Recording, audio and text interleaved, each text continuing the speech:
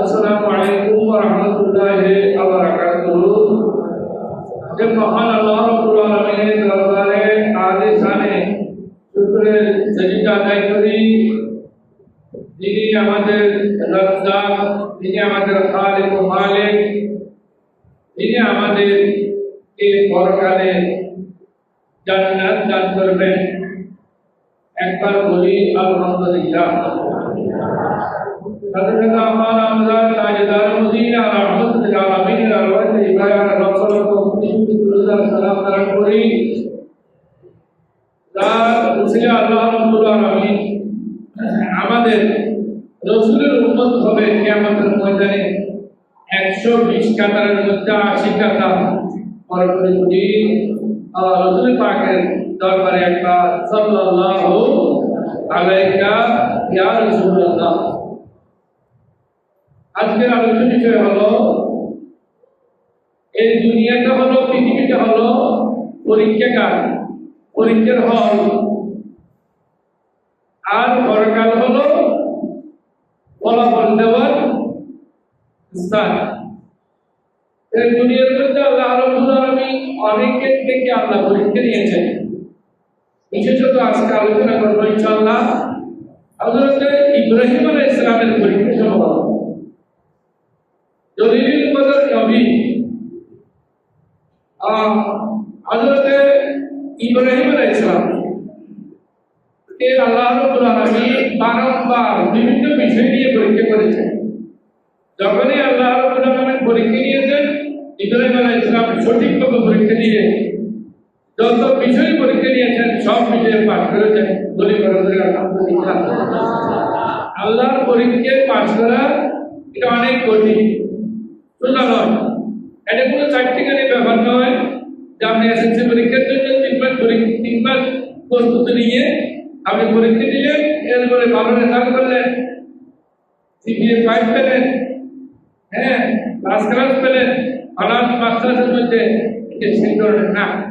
বরং আমরা যতদিন পেতে থাকবো আমাদের প্রাপ্তবয়স্ক থেকে শুরু করে ইন্তেকালের পূর্ব মুহূর্ত পর্যন্ত পরীক্ষা চলবে। এটা পরীক্ষা অন্তিম ঘন্টায় শেষ হয় না। অনার্স মাস্টার্স পরীক্ষা 4 ঘন্টা হয়, এটা 4 ঘন্টায় শেষ হবে না। বরং আপনার পুরো জীবনটাই পরীক্ষার হলে আপনি পরীক্ষার হলে আপনার পরীক্ষা দিচ্ছেন, আল্লাহ আপনাকে পরীক্ষা দিচ্ছেন এবং প্রয়োজন বিষয়ে আপনি পাস করছেন। এসএসসি 12 বিষয় 14 বিষয় অনার্স মাস্টার্সের বিভিন্ন বিষয়ে পাস করতে হয়। আপনি কয় বিষয়ে পাস করছেন এটা আল্লাহ রাব্বুল আলামিন হিসাব দিবেন। রেজাল্ট হবে কবরের কাগজে। আমরা যখন যাব তখন রেজাল্ট হবে আসরের ময়দানে, তখন ফলাফল প্রকাশ করা হবে। সুতরাং আপনি চিন্তা করে পাস করতে হবে। যেমন আমরা বিষয় দেখি চাকরি পরীক্ষায় যারা বসেন চাকরি পরীক্ষা দিয়ে তারা এই বাংলা, ইংরেজি, গণিত, বিজ্ঞান, এরপরে ইংলিশ বিভক্ত, ইংলিশ প্রথম, ইংলিশ দ্বিতীয়, আরবি প্রথম, আরবি দ্বিতীয়, গীতা, এই ধরনের পরীক্ষার বিষয় আছে। দাখিলের পরীক্ষাগুলো দিতে হয়। আর অনুরূপ এসএসসি পরীক্ষার মধ্যে বিভিন্ন বিষয় আছে। কেউ সায়েন্স করে, কেউ কমার্স করে, কেউ আবার সাধারণ বিষয় করে। আমাদেরও বিভিন্ন বিষয় আছে। আমাদের পরীক্ষার জন্য বিভিন্ন বিষয়। 1 নম্বর পরীক্ষা আমাদের হচ্ছে ইমেল নিয়ে। কি নিয়ে একটু বলেন যুবকরা? কি নিয়ে? ইমেল হরণ করার জন্য, আমাদেরকে পথভ্রষ্ট করার জন্য শয়তান সবসময় লেগে আছে। শয়তান আল্লাহকে বলতেছে, আল্লাহ বলেন তুই জান্নাত থেকে বের হয়ে যাও।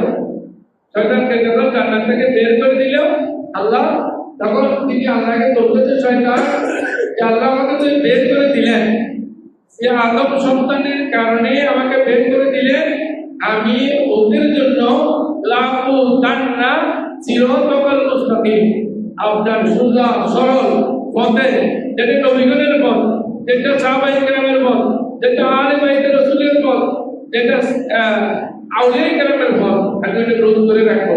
ওই পথে যাতে আপনার আদম সন্তান যেতে না পারে। করে বলি নাউযুবিল্লাহ। পরীক্ষার তাহলে শয়তান আমাদের সাথে আছে উল্টো করার জন্য। পরীক্ষা যাতে লিখতে না পারি, যাতে ইবাদত করতে না পারি, এই শয়তান আমাদের ভিতরে লেগে আছে।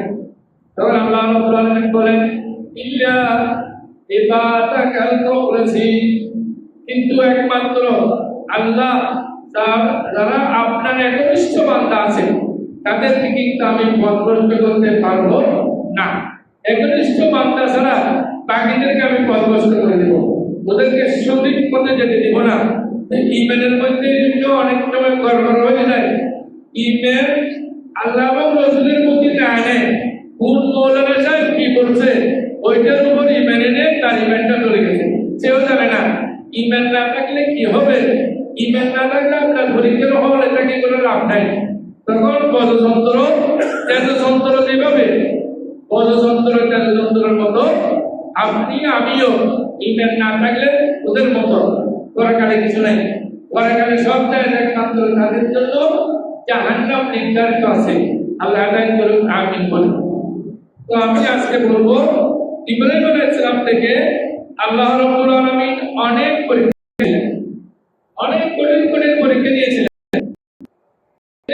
আছে যদি কেউ বলে নবীগণকে আল্লাহ যেভাবে পরীক্ষা করেছেন আমাকে সেভাবে পরীক্ষা করেছেন, বলে তালিকা চলে যাবে। কারণ কি, নবীগণকে আল্লাহ যে পরীক্ষা দিয়েছেন এই পরীক্ষা যদি আপনার থেকে নেই আপনি পাস করবেন না, আপনি পরীক্ষা পাস করা জীবনে সম্ভব না। যেমন ইব্রাহিম আলাইহিস সালামের প্রথম পরীক্ষা হলো মূর্তি পূজারের বিরোধিতা করা। ইব্রাহিম আলাইহিস সালাম এখানে সব মূর্তি, ইব্রাহিম আলাইহিস সালামকে যখন আল্লাহ পাঠিয়েছেন নবী করে, এখানে সব মূর্তি নমরুদের গোষ্ঠী। নমরুদ সেখানে জাল পেতে রেখেছে, জাল করে রেখেছে, যেদিকে যায় সেদিকে মূর্তি, যেদিকে যায় সেদিকে মূর্তি। আল্লাহ ইব্রাহিম আলাইহিস সালামকে বললেন, হে ইব্রাহিম আলাইহিস সালাম, আপনি এই কওমের মধ্যে যান, এই জাতির কাছে যান, সেখানে গিয়ে আপনি তাবলীগ করেন, আপনি সেখানে গিয়ে গেলে দাওয়াত দেন যাতে ঈমান আনে মানুষ। তো প্রথম পরীক্ষা আল্লাহ নিচ্ছেন যে কি পরীক্ষা, মূর্তি পূজার বিরোধিতা করা এবং জাতির বিরুদ্ধে করা। জাতির মানে ওনার যে কওম আছে ওই কওমের মধ্যে প্রায় শতকরা 99% হলো মূর্তি পূজারী, আপনি ওদের বিরুদ্ধে করেন। এখন একজন নবী আর ওখানে শত শত হাজার হাজার লক্ষ কোটি হলো মূর্তি পূজারী। এখন এই পরীক্ষাটা সোজা পরীক্ষা না, অনেক কঠিন পরীক্ষা। আল্লাহ যখন এটা বললেন তখন ইব্রাহিম আলাইহিস সালাম এর ব্যাপারে আল্লাহ বলেন, ইন্না ইব্রাহিমা কানা উম্মাতান কানিতান লিল্লাহি হানিফান ওয়া লাম ইয়াকুন মিনাল মুশরিকিন। নিশ্চয়ই ইব্রাহিম খলিল আলাইহিস সালাম এককভাবে একটি উম্মত ছিলেন, একটি এরপরে আল্লাহর অনুগত ছিলেন এবং একনিষ্ঠ ছিলেন, তিনি মুশরিকদের অন্তর্ভুক্ত ছিলেন না। সূরা নাহল 120। আচ্ছা, এবার ইব্রাহিম আলাইহিস সালামের এই মূর্তি পূজার অনেক ঘটনা আছে। তার মধ্যে যেটা ইব্রাহিম আলাইহিস সালাম মূর্তি দেখে একদিন বড় মূর্তির গলায় তুরন্ত লটকে রেখেছে। ওরা এটা জিজ্ঞেস করছে, এটা কে করছে, আমাদের মূর্তি ভেঙে দিল কে? ইব্রাহিম আলাইহিস সালাম বলেন, আপনি আপনারা আপনাদের মূর্তির কাছে জিজ্ঞেস করেন, মূর্তি কিছু কথা বলতে পারে না, মূর্তির কথা বলা সম্ভব নয়। তো যারা এই মূর্তি ভেঙে ফেলছে, যে মূর্তি ভাঙছে মূর্তি বলতে পারে না, তাকে কে মারছে কে পানছে, সে মূর্তির কি ইবাদত করে? তোমরা মূর্তিকে ভেঙে দিচ্ছে, মূর্তি দিতে বলতে পারে না, একে মারো না, পাগো না, ওই মূর্তির ইবাদত করে কেন? তো ইব্রাহিম আলাইহিস সালাম ওই মূর্তি পূজারীদেরকে এই কথাটা বলছেন। এরপরে সেখান থেকে ইব্রাহিম আলাইহিস সালামের দ্বিতীয় পরীক্ষা শুরু। এবার সব মূর্তি পূজারীরা মিলে ইব্রাহিম আলাইহিস সালামকে নমরুদের নেতৃত্বে, তখন ইব্রাহিম আলাইহিস সালামের সাথে ছিল নমরুদ, ফিরআউন, নমরুদ, সাদ্দাত, এগুলো একদল থেকে একদল পৃথিবীর মধ্যে বড় ধরনের শয়তান, একদল থেকে একদল বড়, এগুলো একদল থেকে একদল বড় শয়তান। তো ইবলিসকে হার মানায়, তখন তারা পরামর্শ করে বুদ্ধি করলো যে ইব্রাহিম আলাইহিস সালামকে চালিয়ে ফেলতে হবে অগ্নিকুণ্ডের মধ্যে ফেলে। তখন ইব্রাহিম আলাইহিস সালামের দ্বিতীয় পরীক্ষা শুরু হয়েছে। প্রথম পরীক্ষা কাফের মুশরিকের কাছে ঈমানের দাওয়াত দেওয়া, দ্বিতীয় পরীক্ষা শুরু হয়েছে এখন ওরা অগ্নিকুণ্ডে নিক্ষিপ্ত হওয়ার ঘটনা। এবার অগ্নিকুণ্ডে ফেলে দিল, বিরাট করে অগ্নিকুণ্ড করলো। ওখানে বিভিন্ন ধরনের দামি গাছ দিয়ে, বৃক্ষ দিয়ে আগুন দাও দাও করে জ্বালাচ্ছে। একদিন, দুই দিন, তিন দিন, এক সপ্তাহ আগুন জ্বালার পরে এখন আগুনের ধার কাছে কেউ যেতে পারে না, একেবারে ওই কুণ্ডলীর কাছে নয়, অনেক দূরের থেকেও ওখানে তাপ আসতেছে। এগুলো যখন হয়েছে তখন শুদ্ধি করলো, আমরা তো ওনাকে ফেলতে গেলে আমরা নিজেরা চলে যাবো, অগ্নিকুণ্ডের মধ্যে কিভাবে ফেলবো? ওখানে শয়তানদের মধ্যে অনেক বুদ্ধিমান শয়তান ছিল, ওরা বলছে না, ইব্রাহিম আলাইহিস সালামকে ওখানে কুণ্ডলীর কাছে গিয়ে আগুনে ফেলা যাবে না, বরং অনেক দূর থেকে বাঁশ দিয়ে, বাঁশ বেঁধে বাঁশের মধ্যে দিয়ে ওনাকে সেখানে ফেলতে হবে। নাউযুবিল্লাহ মিন যালিক। এবার এখানে ফেলে দিলেন। ফেলে দেওয়ার সময় ইব্রাহিম আলাইহিস সালামের কাছে হযরত জিবরিল আমিন এসে উপস্থিত হয়েছে। জিবরিল আমিন বলতেন, হে আল্লাহর নবী, আসসালামু আলাইকা ইয়া ইব্রাহিম আলাইহিস সালাম, আমি আপনাকে সহযোগিতা করতে এসেছি। ইব্রাহিম আলাইহিস সালাম বললেন, নয়, আমার আল্লাহ যখন পরীক্ষা দিচ্ছেন, আমার আল্লাহর পরীক্ষা আমি দিব, আমি সহযোগিতা আল্লাহ থেকে নিব, তবে আমি তোমার থেকে কোনো সহযোগিতা নিব না। কুণ্ডলীর মধ্যে ফেলে দিয়েছে। ফেলে দেওয়ার পরে দেখে ইব্রাহিম আলাইহিস সালাম সেখানে অগ্নিকুণ্ডের মধ্যে হাসে, এত দাও দাও করে আগুন জ্বলে। নমরুদ এবং নমরুদের সাথে যে শয়তানেরা ছিল, কাফের মুশরিক, সবাই আশ্চর্য হয়ে গেল, তিনি ইব্রাহিম আলাইহিস সালাম এখানে অগ্নিকুণ্ডের মধ্যে ফেলে দিলাম, তিনি তো অগ্নির ভিতরে হাসতেছে, কারণ কি? কারণ হলো একটা, ইয়া নারু কুনি বারদা ওয়া সালামান আলা ইব্রাহিম।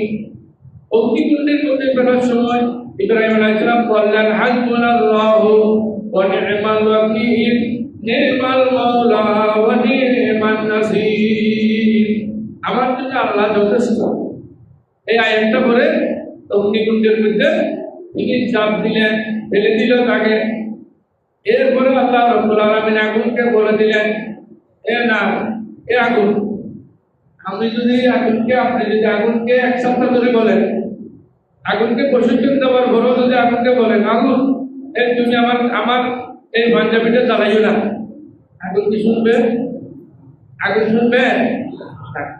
কিন্তু যখন খালেক ডাক দিয়েছেন, আল্লাহ যখন ডাক দিয়েছেন, তখন বলে, হে আগুন, তুমি আমার ইব্রাহিমের একটি পশম জ্বালাইও না। সুবহানাল্লাহ।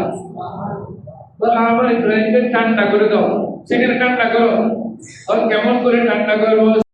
আমার শান্তি পায় মতো বরদান ঠান্ডা করো, এমন ভাবে ঠান্ডা করবা যাতে এয়ার কন্ডিশন হয়ে যায়।